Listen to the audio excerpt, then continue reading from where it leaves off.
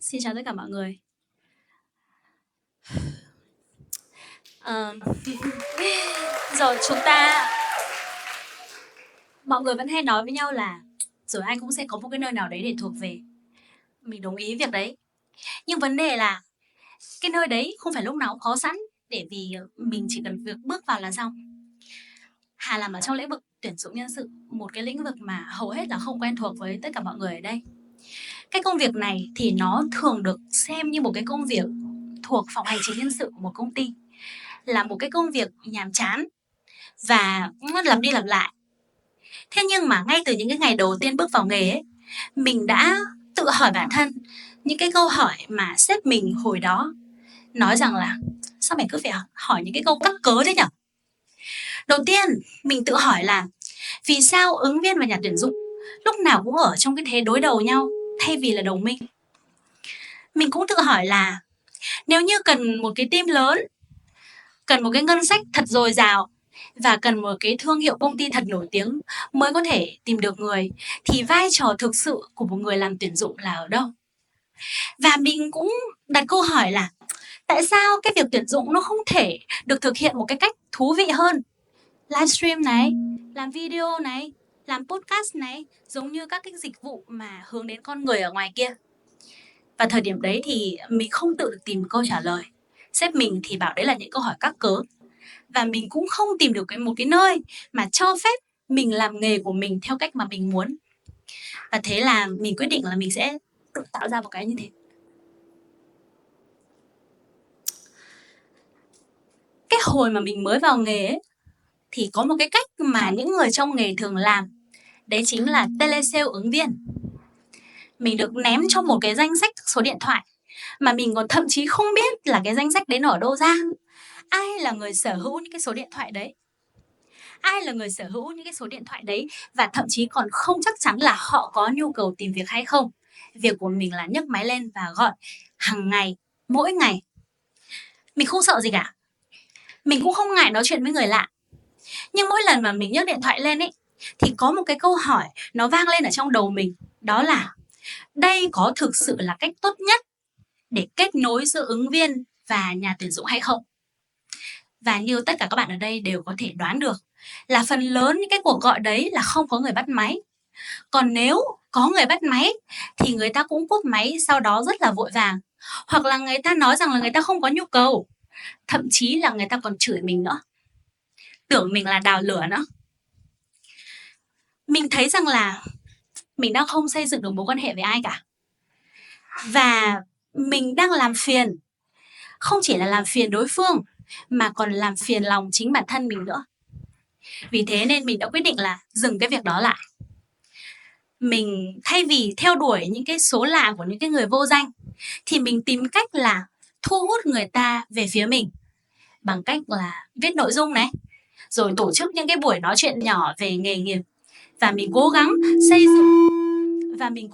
xây dựng được uy tín cho bản thân mình ngay cả khi mình còn chưa có một cái chức danh, chưa là ai cả, chưa ai biết đến mình. Và cái việc đó nó hiệu quả.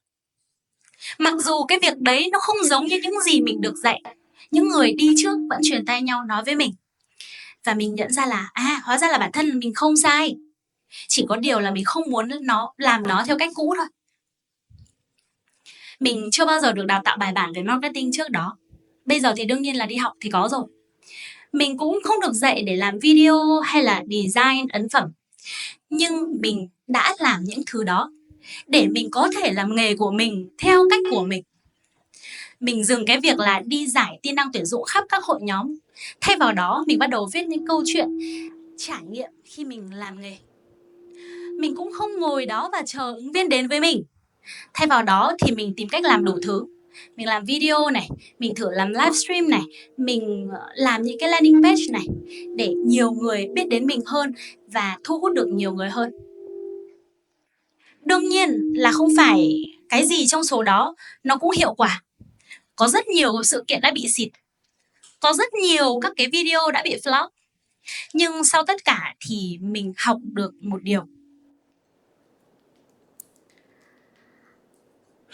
Đó là mình không còn nhìn tuyển dụng như một cái quy trình bình thường,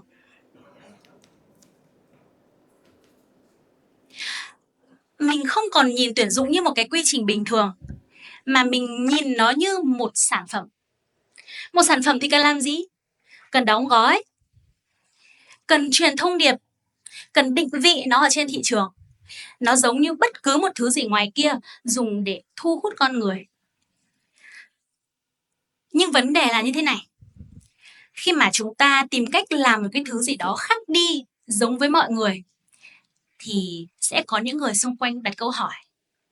Họ đặt câu hỏi là tại sao một người làm tuyển dụng lại làm những thứ này? Và đó chính là điều mà mình muốn nói với các bạn đây ngày hôm nay.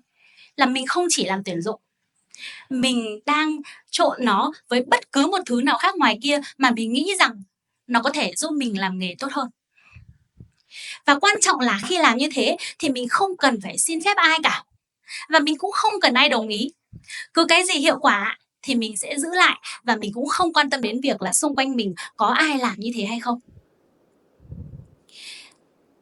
Vài năm trước khi mình bắt đầu làm cái việc như thế này thì nó đơn giản chỉ là mình bắt đầu một con đường của riêng mình thôi. Mình chọn những cách khác để làm nghề của mình, và mình tạo ra một cái không gian để mình cảm thấy thoải mái ở trong đấy.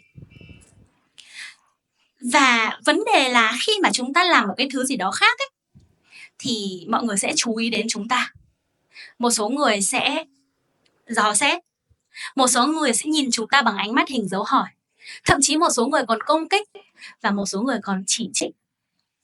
Nhưng đâu đó có những người ngoài kia, họ nói rằng họ nhìn thấy họ ở trong mình. Và cái không gian mà mình dùng để tạo ra cho riêng mình ấy, cuối cùng lại trở thành cái không gian mà người khác có thể thuộc về. Đương nhiên là giai đoạn đầu thì nó không có dễ dàng gì cả. Không có cuốn sách nào nói về việc này, không có cái biểu mẫu nào để mình học hỏi theo, và cũng không có một cái hình mẫu nào để mình follow. Và mình chỉ thử và sai rất nhiều. Thế nhưng mà mình nhận ra một cái điều là đôi khi chúng ta dành quá nhiều thời gian để cố gắng làm vừa khít bản thân với một cái hộp. Và chúng ta nghĩ rằng là vấn đề có thể là do mình nên thay đổi, mình nên điều chỉnh, mình là vấn đề. Nhưng nếu như vấn đề lại là kích cỡ và hình dáng của cái hộp đó thì sao? Mình đã từng nghĩ là mình phải tìm đúng nơi, đúng công ty, đúng đội nhóm. Nhưng qua thời gian thì mình nhận ra một điều rằng là có thể là cái điều mà mình cần ấy, nó thậm chí là còn chưa tồn tại. Vì thế nên mình đã dừng cái việc tìm kiếm, và thay vào đó thì mình cố gắng để xây dựng. Khi mà mình làm được một cái điều gì đấy ấy, và mình thấy nó đúng, rồi mình tiếp tục chia sẻ đi ra ngoài, thì cái động lực của mình là có một người nào đó ở đâu đó, họ nhắn tin cho mình và họ nói rằng họ không nghĩ là một cái nghề được coi là nhàm chán như cái nghề tuyển dụng lại có thể được làm theo cách đó. Và đấy chính là sức mạnh của việc là chúng ta tái định vị cái nghề nghiệp của chúng ta theo cách chúng ta muốn. Chúng ta không chỉ để giải quyết vấn đề của riêng mình, mà chúng ta còn chỉ cho người khác một cái cách làm khác, mà cái cách làm đó rất có thể họ thậm chí còn chưa từng nghĩ đến, chưa từng nhìn thấy bao giờ.